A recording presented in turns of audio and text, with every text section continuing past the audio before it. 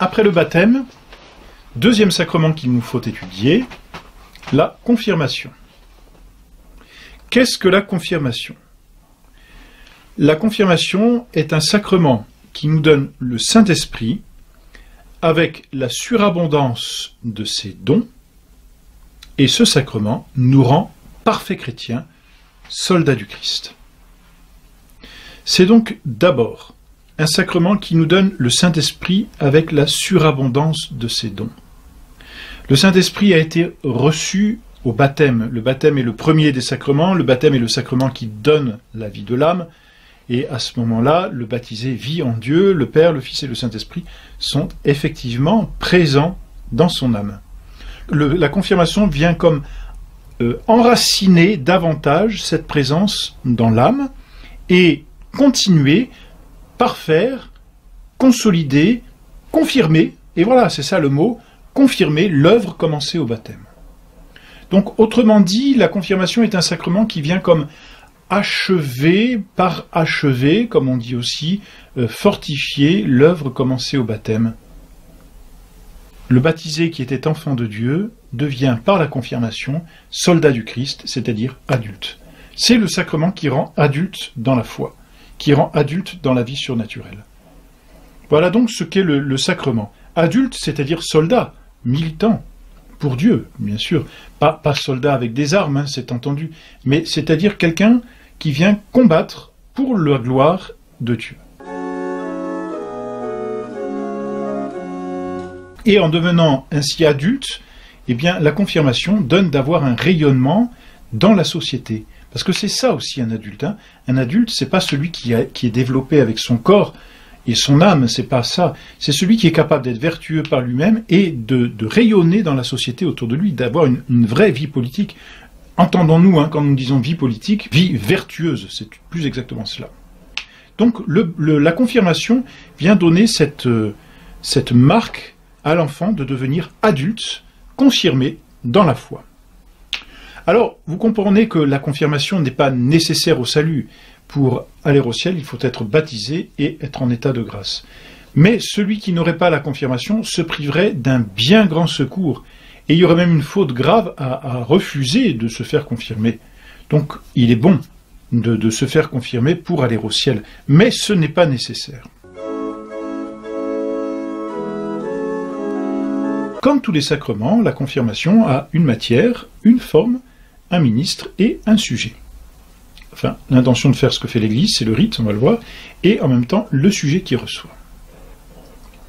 Quelle est la matière de la confirmation?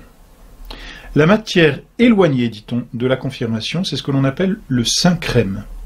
Le saint crème, c'est un mélange d'huile d'olive et de baume confectionné par l'évêque le jeudi saint. L'huile d'olive, nous savons ce que c'est. Le baume, c'est une résine issue de certains arbres et qui est très odoriférant, avec même une odeur merveilleuse, presque un peu grasse, je dirais. Ajouté à l'huile d'olive, le tout mélangé, avec les prières que fait dessus l'évêque, cela donne le saint crème. Et c'est cela que l'évêque va prendre pour confirmer. Ça, c'est ce qu'on appelle la matière éloignée, huile d'olive et baume. La matière prochaine, c'est l'application de ce saint crème sur le confirmé. Alors cette application, elle se fait sous forme d'onction, c'est-à-dire en faisant un signe de croix, lequel signe de croix se fait par l'imposition de la main de l'évêque. Autrement dit, lorsqu'un évêque confirme, il pose sa main sur la tête de l'enfant, du confirmé, pardon, de celui qui est enfant dans la vie surnaturelle, il pose sa main et par cette imposition de main, avec son pouce, il fait un signe de croix sur le front de celui qu'il confirme, et ce signe de croix, il le fait au saint crème. Voilà quelle est la matière de la confirmation. La forme, ce sont les paroles que l'évêque prononce en même temps qu'il applique le saint crème sur le front de l'enfant. La forme est la suivante. L'évêque dit « Je te marque du signe de la croix et je te confirme par le crème du salut, au nom du Père et du Fils et du Saint-Esprit. » Il y a un très grand symbolisme derrière. D'abord, je te marque du signe de la croix. Il est entendu que notre Seigneur Jésus-Christ dont nous sommes les disciples par le baptême, dont nous devons tout apprendre, nous a donné l'instrument même de notre salut, la croix. C'est par elle que nous avons été sauvés. Autrement dit, tout chrétien doit vivre de la croix. Celui qui veut être mon disciple, qui se renonce, qu'il prenne sa croix et qu'il me suive. Voilà, disciple, c'est suivre notre Seigneur. Et l'enseignement, c'est la croix. Donc la croix, elle est là dans la vie de tout chrétien, et par cette onction, par cette croix que l'évêque trace sur le front, il manifeste bien que nous n'avons pas à rougir de la croix. C'est pourquoi elle est faite sur le front. C'est-à-dire sur cette partie la plus visible de notre corps. Et nous n'avons pas à en rougir. Justement, la croix, c'est la marque distinctive du chrétien et de notre appartenance à notre Seigneur.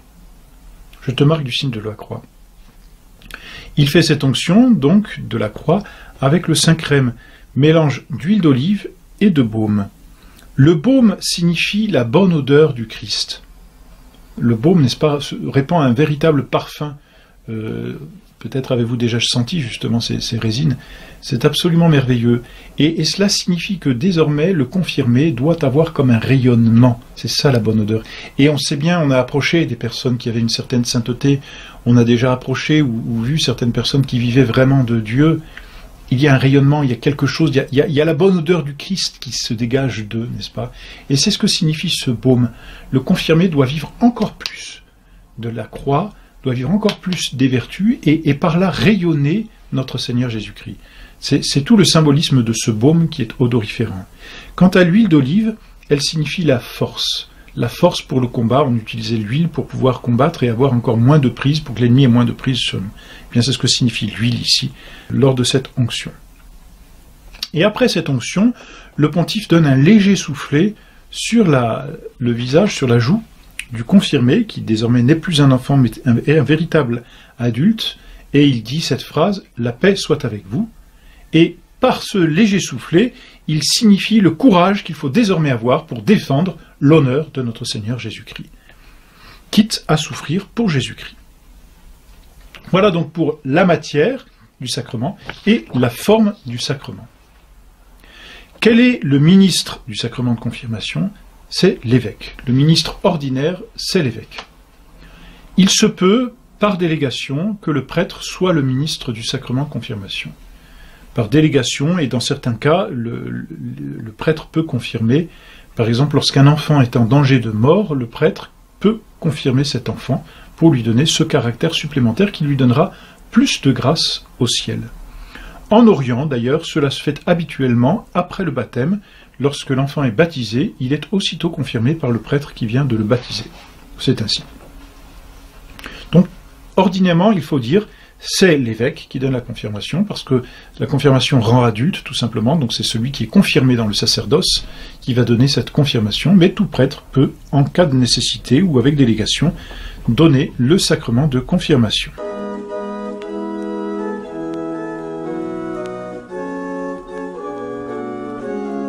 Quant à celui qui doit recevoir la confirmation, le sujet, c'est le baptisé. Il faut être baptisé pour être confirmé. C'est entendu. En Orient, vous voyez, le baptême suffit. En Occident, il n'est pas permis, dans l'Église latine, il n'est pas permis de donner la confirmation sans nécessité juste après le baptême. On la donne, n'est-ce pas, lorsque l'enfant a l'âge de raison. Et c'est tout. Il n'a pas besoin d'avoir plus que l'âge de raison. Il n'est pas nécessaire même de recevoir la première communion, le Saint-Sacrement, avant. C'est un peu une erreur liée au gallicanisme et répandue en France, n'est-ce pas, qui consiste à faire confirmer les enfants lorsqu'ils ont 12 ou 13 ans. C'est parfois retardé un peu inutilement. Bien sûr, pour être confirmé, l'enfant qui est confirmé devient adulte, donc il doit être instruit des principales vérités de la foi. Mais voilà, il doit être instruit des principales vérités de la foi. Ce sont les mêmes vérités que l'enfant doit savoir pour pouvoir recevoir notre Seigneur Jésus-Christ et nourrir son âme. C'est pourquoi, dès l'âge de 7 ans, on peut très bien envisager de faire confirmer un enfant, parce que s'il est suffisamment instruit, il peut être confirmé, devenir adulte. Voilà. Cela lui donnera bien sûr les grâces de vivre en adulte dans la société.